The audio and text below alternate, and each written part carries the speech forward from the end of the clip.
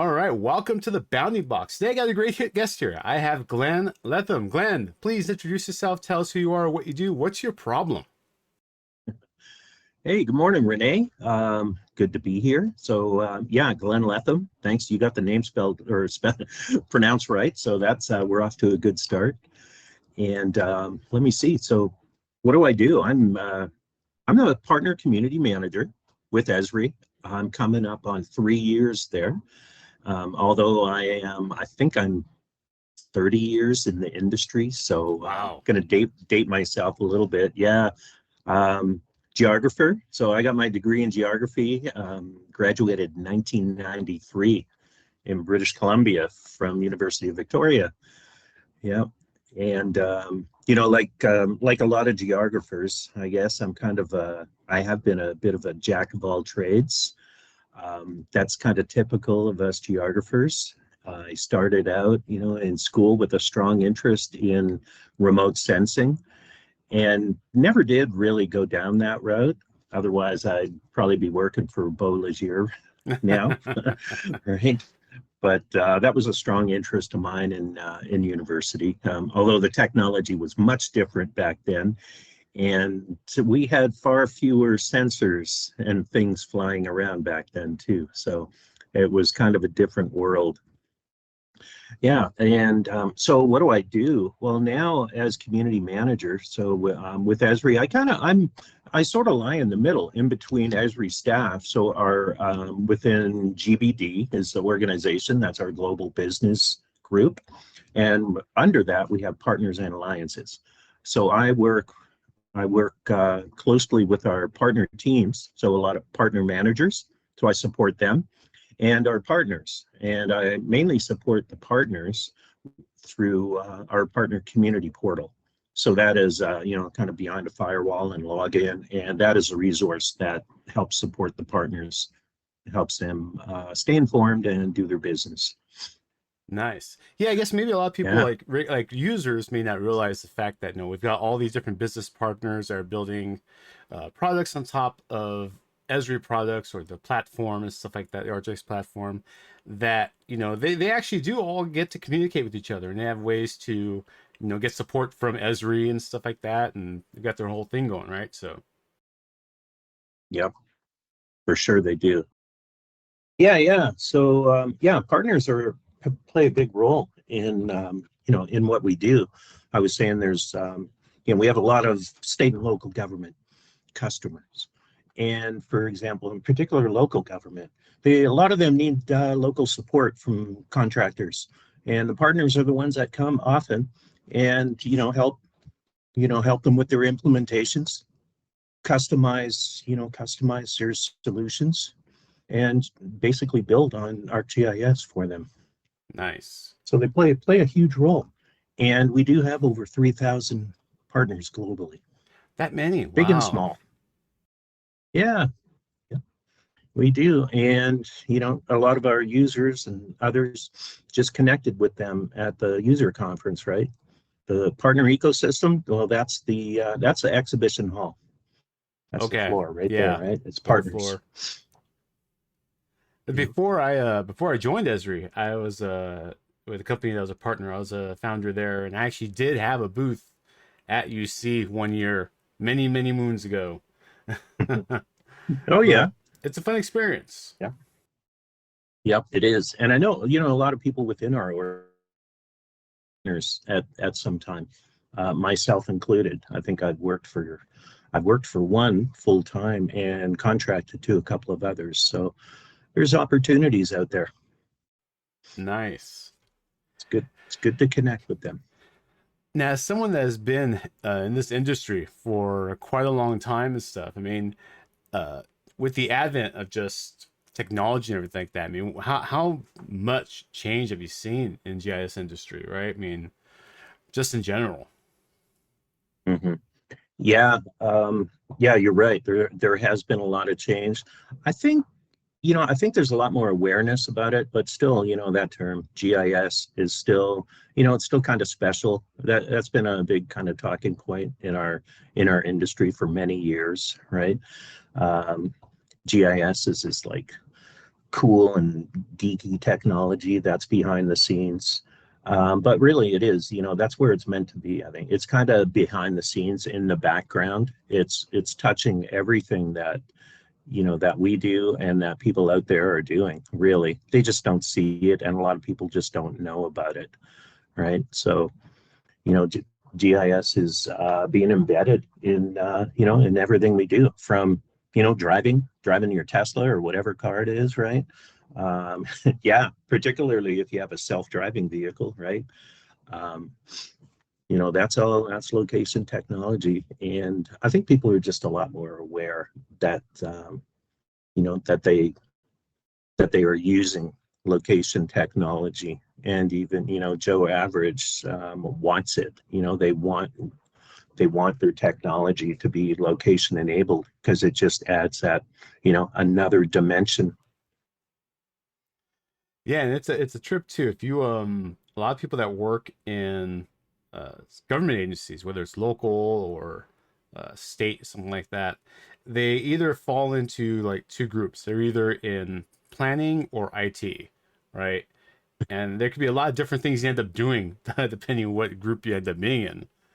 Right? I mean, you either you're Yep. preparing data or you're supporting people preparing data, or even doing some of that yourself. Hmm. Oh yeah, for sure. And that's a good example too. Like, our local government is such a massive sector for us, right?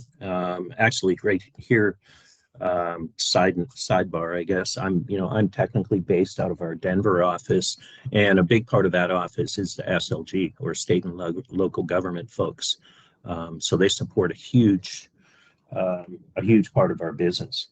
And it's a cool example, because really, I mean, a local government, whether they're tiny, like a population of 5,000, it's your GIS is the backbone behind, in City Hall there, that's helping run the city.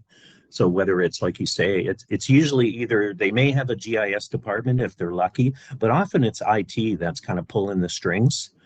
But that technology that's sitting there, it's really supporting almost every department within City Hall, from not just engineering and planning, although that's what everyone assumes, or that's the go-to GIS people are in engineering and planning, but it really is supporting everyone else, um, to a great extent. You just don't really see it, and they usually don't have their own GIS person. Yeah, So exactly. yeah, And if they do, but those people end up wearing many hats, right? yeah, yeah, they sure do. Um, but there's huge opportunities in local government. I'm surprised around here. So I'm in northern Colorado, and we've got a bit of a hotbed of technology here, kind of that corridor between Boulder and here in Fort Collins. It actually used to be known as GIS Alley. There was so much geotech along here. But I'm surprised there always seems to be job openings at, like, the city of Loveland or Greeley and Fort Collins, and those departments are really quite proactive. They do a lot of cool stuff, um, and a lot of people listening, or people that have attended UC, have probably heard from a lot of these local government GIS managers presenting about what they're doing. So it's Yeah. pretty cool. There's opportunity. Yeah, it's really cool too. I mean, we were just talking about this earlier. The new VP pick, or VP pick for the next election. Waltz was just at UC, and he's got a geography background, a geography teacher for what, like 20 years, something like that. Yeah. Yeah, that's pretty cool. And I wasn't at UC this year, although I was watching, but hearing the reactions from people that were there, and I remember it that day. I'm like, wow, that guy really resonated with people. Yeah. I found that even our staff, everybody was like, wow, this guy was interesting and fun. Yeah, So exactly. I think that was yeah, it. He was fun, right? He was up there on stage having himself a good time and everything. yeah. Yeah, pretty cool. So yeah, who knows if he's gets involved, winds up getting elected. He's definitely bringing a lot of awareness of the power and advantages of leveraging location technology and GIS. Yeah, it's So great just to get the term geography back out there, right? yeah, right. It'll make it cool. Geography is not weird. No, not at all. Like So, it I don't even know if my daughter's in junior high right now and they don't have a geography class. I believe some of it might be in her social studies class might have some geography aspects. There's nothing dedicated to geography, and I don't even know if the high schools have geography mhm. classes anymore, right? Yeah, yeah, for sure. I mean, I don't even know what the curriculum is in high schools, and I'm sure it varies, right, depending Yeah, on what state you're in. Joe Kursky may be a good one to talk to about that, right? He's true. so passionate, right, from our education group. Um, but yeah, it's interesting. I mean, what's the curriculum like? I mean, I look, it's way back from when I when I was in high school, but I mean, the discipline doesn't change that much, right? Yeah, geography and social No. studies. Um, but I think the problem with most probably high schools is they're really limited in resources, right? They don't have a GIS lab probably, Yeah. and they have to kind of have that evangelist, right? Chances are, so there's social studies teachers out there who maybe just aren't even that aware or knowledgeable about GIS. So it's kind of got to come from there. A lot of it ends up just being like, you need to know your states, you need to know your continents, and maybe a few countries, and that's pretty much all that gets Mm-hmm. covered in a lot of these curriculums and stuff like that. Maybe some history aspects to it too, and history classes and stuff get thrown in, and everything would be kind of cool. But yeah, I Yeah. mean, it'd be nice just to have geography more at the forefront. Hmm. Oh yeah, and for so if you get that one champion in there, whether it's a teacher or a parent, there's an opportunity there for someone who's passionate. And I know it takes a lot of devotion and time, but man, take on a local problem, right? Maybe it's cleaning up a local river, and if you introduce that to the school and kind of have it as like a pet project, I guarantee you, if you get word out there that your school is taking on this kind of project and wants to come up with a solution to something, I bet they'd wind up having tech companies and whatnot um, donate resources that they might need, right? You Yeah, know, donate a couple of computers, and I know Esri makes software available for free to them, so there's that opportunity. that's great. I mean, yeah, that just getting the education out there to people, early is great. Yeah. Or yeah, get it there early and make it fun, right? With Yeah. kids. Man, if you were to do something, maybe just fly your school property with a drone, right? Kids would be so into that. That'd be awesome. Yeah. So I So want make it fun. Sorry. no, no, no, it's great. I didn't want to ask this. I get questions a lot from people that are just starting out or maybe coming from different backgrounds, stuff like that, on how to get into this industry, right? A lot of young professionals, like we have that young professional network at work, but people that aren't even there yet, like what kind of advice would you give someone like that? Maybe someone that's in college or something like that that's interested. Hmm. Yeah, well, I think the first thing is probably just to, take an interest in the industry. You don't necessarily have to be a geographer or come through the geography program, right, to get involved in GIS.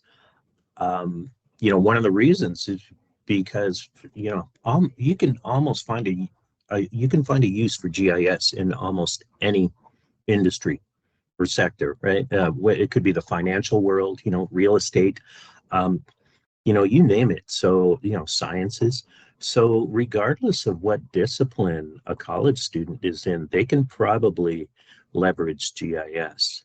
So, to be curious and don't shy away from the hard stuff. I think in college, I remember that. I used to meet a lot of people in my different geography classes in university, and they were from different disciplines, and they're like, "Oh, I'm taking geography as an elective because it's kind of easy." right? Taking a physical geography class. Yeah. They're not all necessarily that easy though as you move on.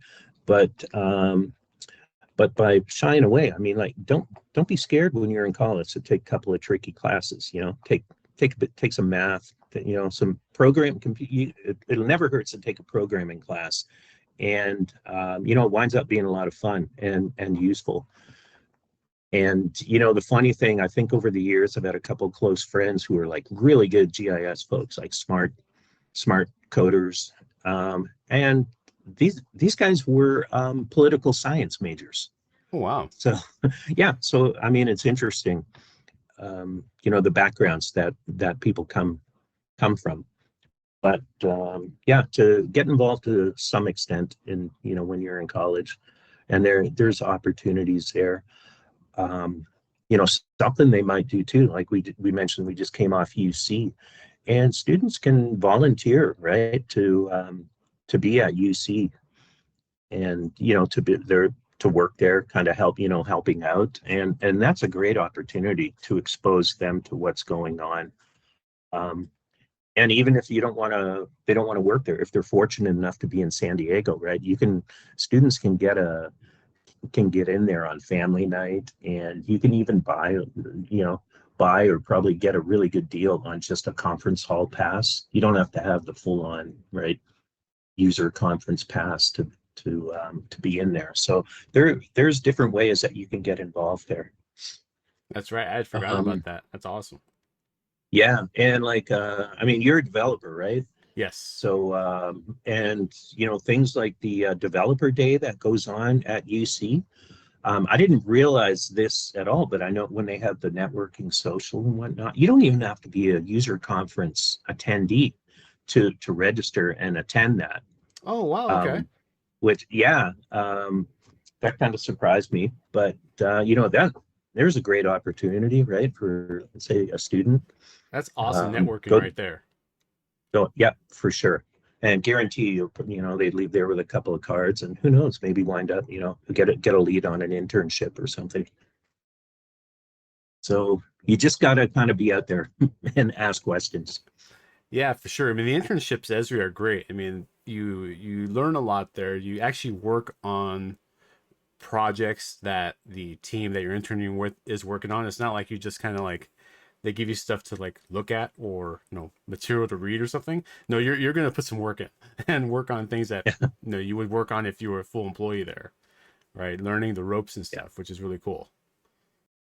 yeah, for sure.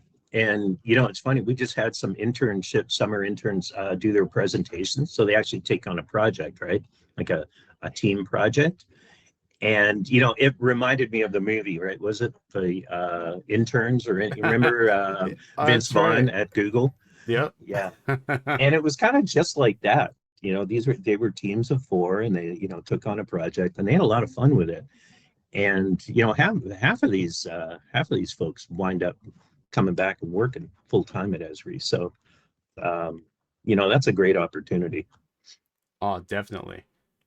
Yeah. I'm I if think if there's one other, you know, one other skill, I would probably encourage them, you know, when you're, you know, meaning folks who want to get in the industry, is polish up on your presentation skills, you know, like doing a lightning talk, things like that. If you can develop that skill, it's really valuable. yeah, that's for sure. Yep. I will say before I joined Esri, I'd been to I don't know how many UCs and Dev Summit, almost all the Dev Summits at that point, I believe, and I had done maybe a dozen or so lightning talks, maybe almost a dozen or so user presentations between UC and Dev Summit. So by the time I got to Esri, I was already really comfortable just speaking in front of crowds and everything like that, and it definitely is incredibly valuable, right? Yeah. Yeah, for sure. You know, and I think I kind of started out kind of polishing and learning those skills. It wasn't even in, you know, in work related stuff really. You know, I did some Ignite talks, right? Just at local, you know, local meetups, and So anyone can get involved in doing these things, and you can talk and present about anything, your summer vacation or whatever. But it's really valuable. Oh, that's awesome, Glenn. Awesome. Yeah. All right, Glenn. Well, I want to be respectful of your time here, but before I let you go, you got any tips, tricks, words of advice for listeners out there? Not even GIS related at all. If you just got anything to drop at Anything to drop it all. Let's them. see. Well, hey, you know what? It kind of goes back to what I was saying. Just, be out there and, ask questions and be curious. It's great to be curious, and you know, whatever you work on it doesn't always have to come back to GIS or location technology, but be curious and take on some kind of pet project, in your spare time. And Nice. you never know what can come out of it. Awesome, Glenn. Well, thanks a lot. I appreciate your time. I'll talk to you next time. All right, Renee, thanks.